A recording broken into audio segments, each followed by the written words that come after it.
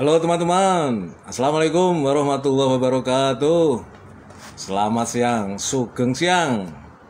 Alhamdulillah kita bisa bertemu lagi dalam keadaan sehat walafiat di tengah suasana hawa atau cuaca yang mulai panas di Jogja. 2 minggu lalu masih dingin Jogja, sekarang udah mulai panas. Nah teman-teman sekalian, pada kesempatan siang hari ini saya akan mengangkat isu yang lagi ya mulai viral lah kira-kira begitu. Dan isu ini, isu politik ya maksud saya, membuktikan bahwa apa yang sering saya lakukan ketika membuat postingan dengan menyebut atau menulis partai itu dengan partai jadi parnya huruf kecil, tai-nya itu saya gedein itu. Karena ternyata partai itu, partai politik maksud saya, itu memang tai semua. Jadi begini teman-teman, barangkali di antara kalian semua banyak yang memonitor ya, bahwa ternyata partai dalam tanda petik sesuci atau selurus, tanda petik ini ya, tanda petik ini, jangan salah artikan. PKS pun ya, Partai Keadilan Sejahtera, akhirnya terjerembab kepada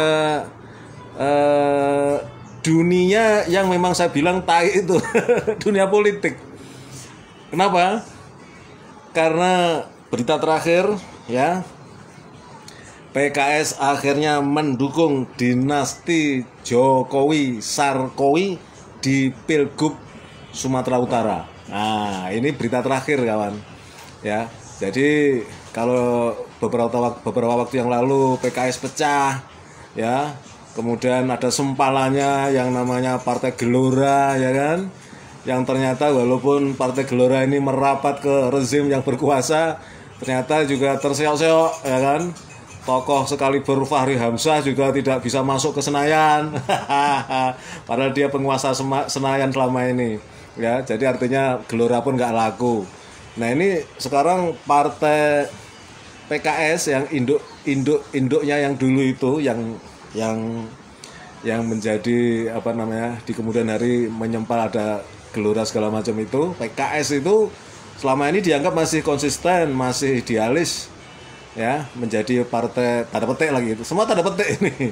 Partai oposisi ya masih berani untuk berbeda suara dengan mainstream ya, arus kuat politik yang berkuasa. Tapi ternyata dalam Pilgub Sumatera Utara ini PKS menunjukkan kualitas tai-nya ya, partai ya kan.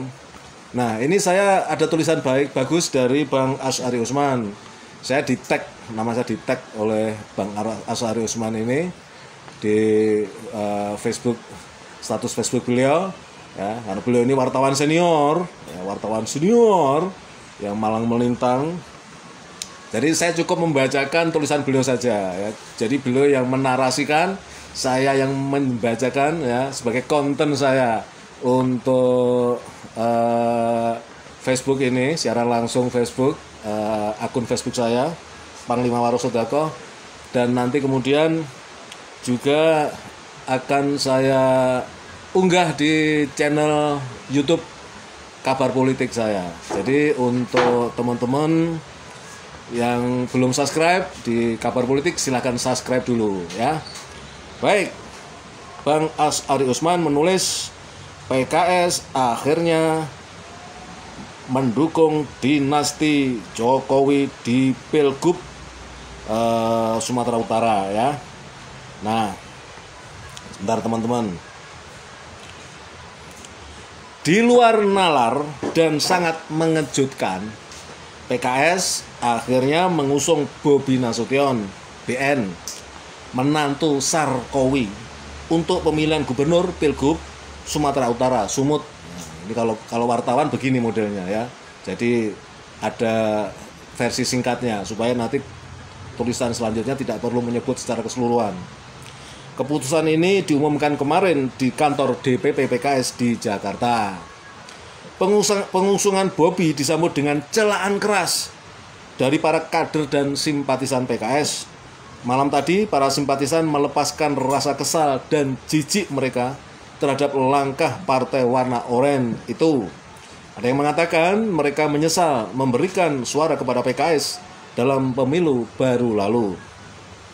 Dan ada yang bersumpah tidak akan pernah lagi mendukung PKS. Ketua DPW PKS Sumut, Dr. Usman Ja'far, mengatakan partainya tidak punya pilihan di tengah percaturan di Sumatera Utara yang memang tidak ideal saat ini. Tak terelakkan, kata Usman tentang pengusungan Bobi itu. Dia membantah tuduhan bahwa langkah mengusung Bobi itu diambil karena imbalan uang. Usman Ja'far yakin masyarakat dapat memahami keputusan PKS itu.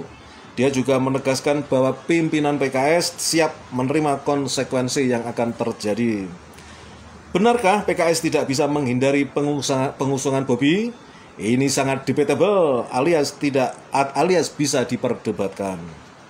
Pertama, memang ada ketentuan Undang-Undang Pemilu Nomor 7 Tahun 2017 Pasal 235 Ayat 5 yang menyebutkan sanksi berupa larangan tidak boleh ikut pemilu berikutnya kalau sebuah partai tidak mengusung calon presiden atau kepala daerah.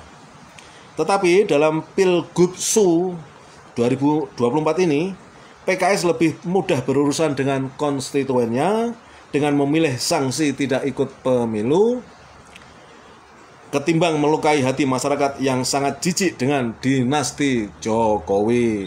Ini kawan saya, Bangsat, ya, Bangsat Rio, calon gubernur Jogja sedang menonton. Terima kasih Bangsat. Kedua, PKS akan lebih mudah menjelaskan kepada publik kalau mereka harus berkoalisi dengan PDIP yang hampir pasti mengusung Edi Rahmayadi. Ini mantan Pangkostrat ini ya. Memang terbuka sekali kemungkinan PDIP tidak mencalonkan Edi Rahmayadi, sehingga PKS menjadi serba salah juga. Namun serba salah karena tidak mengusung Bobi jauh lebih mudah menjelaskannya ketimbang keputusan mendukung dinasti Jokowi seperti yang dilakukan PKS sekarang ini. Ketiga, PKS seharusnya sejak awal memunculkan calon ketiga. Betul, tidak mudah mencari teman koalisi, sebab Bobi sudah duluan memborong Gerindra, Golkar, Demokrat, Nasdem, PKB, dan PAN, gendeng kabeh. Dengan total 62 kursi DPRD Sumut. Tetapi kalau PKS berusaha sekuat tenaga mengajak 1-2 partai yang sudah mengusung Bobi untuk memunculkan calon alternatif, namun gagal, ini bisa dijelaskan secara terbuka kepada publik bahwa PKS sudah melakukan upaya maksimum untuk menghindari Bobi, tetapi tidak berhasil. Sayangnya, PKS tidak melakukan upaya untuk merintis jalan sendiri. Yang terlihat adalah PKS malah antusias ingin mengekor Bobi. Ada bocoran menarik tentang antusias itu. Disebutkan bahwa sejumlah kader senior PKS di Sumut mendorong kuat pengusungan Bobi. Mereka memang tidak sudi mendukung Pak Edi, gubernur yang sebelumnya ya, dari Angkatan Darat ini. Ujar sumber kami. Para kader itu, kata sumber kami lagi, memang ngefans berat ke Bobi. Ya, ini dia. Partai. Bagaimana ke depannya? Pertanyaan ini sangat menarik dan juga mendebarkan PKS pastilah paham bahwa suasana psikologis publik yang sudah sangat muak dengan keluarga Jokowi termasuk Bobi Nasution. Tidak berlebihan kalau diprediksikan PKS akan kehilangan dukungan dalam jumlah signifikan. Ini yang pertama. Yang kedua, PKS akan dihujat terus dalam waktu-waktu mendatang ini, terutama di media sosial. Serangan di medsos diperkirakan akan mendegradasi citra PKS yang selama ini sangat dihormati publik karena dinilai teguh melawan kezaliman rezim. Nah, ini Didi Yulianto Alparesi, ini Kiai Pare juga sedang menonton. Terima kasih Pak Yai. Hari ini tampaknya ludahan terlunak terhadap partai dakwah ini akan berbunyi PKS akhirnya mendukung dinasti Jokowi. 3 Agustus 2024, penulis adalah jurnalis senior Freedom News. Nah, itu teman-teman tulisan dari Bang Asy'ari Usman, wartawan senior yang malang melintang di BBC London ya. yang mengabarkan atau memberikan informasi kepada kita bahwa PKS yang tadinya itu masih kita harapkan ya sebagai partai yang dalam tanda petik masih lurus begitu, akhirnya terjerembab ke dalam lubang tai jadi menjadi partai. Dah beginilah dunia perpolitikan ya. Ada yang mengatakan, termasuk saya juga percaya, politik itu sebetulnya tanpa nilai, politik ansih ya, politik dalam arti yang murni, yang tidak tercampur dengan unsur yang lain, itu bebas nilai. Tapi kemudian campur tangan manusia, artinya manusia yang terlibat dalam politik itulah ya, yang kemudian menyebabkan politik menjadi kotor, ditambah dengan ajaran ya nabinya para diktator, nabinya para rezim yang zalim, yaitu Niccolo Machiavelli ya, yang mengajarkan bahwa untuk mencapai tujuan dihalalkan segala cara. Itu ajaran dari Niccolo Machiavelli. Demikian teman-teman, ini Pak Kiai Didik Yulianto Alparesi mengatakan PKS sudah punya calon sendiri, orang Medan asli. Ya mboh, ya kan bener. Bobi Nasution kan orang Medan. ya nggak apa-apa, silakan aja. Ini dunia bebas ya, free market of ideas ya, pasar bebas ide. Saya kebetulan bersekutu dengan Bang Asyari Usman, jadi saya menyampaikan apa yang ditulis oleh Bang Asyari Usman. Kalau nanti di komen-komen itu ada yang berbicara lain, silahkan, nggak masalah ya. Yang penting di ujung kekuasaan Sarkowi ini mari kita upayakan untuk bagaimana supaya politik dinasti dia itu tidak terus berkembang, bukan malah terus didukung. Ya, dulu kita punya kerajaan Majapahit yang sangat dahsyat, sekarang kita punya kerajaan Masapahit. Ya isinya pahit tok ya. Gitu Bang Satrio calon gubernur Jogja ya, sampai hari kiamat tetap mencalonkan terus Bang Satrio ini karena gubernur Jogja itu sudah ditakdirkan dijabat oleh Raja Jogja atau Ratu barangkali nanti ya, karena anaknya Sri Sultan ini kan cewek semua ini. Nggak tahu nanti ini kalau Sultan Hamengkubuwono X nanti wafat ini, penggantinya pasti rame ini, karena belum pernah ada raja perempuan atau ratu di Jogja ini ya. Nah, nanti rame ini ya. Kalau Pak Sultan berupaya ya anaknya sendiri, walaupun cewek jadi raja, jadi ratu.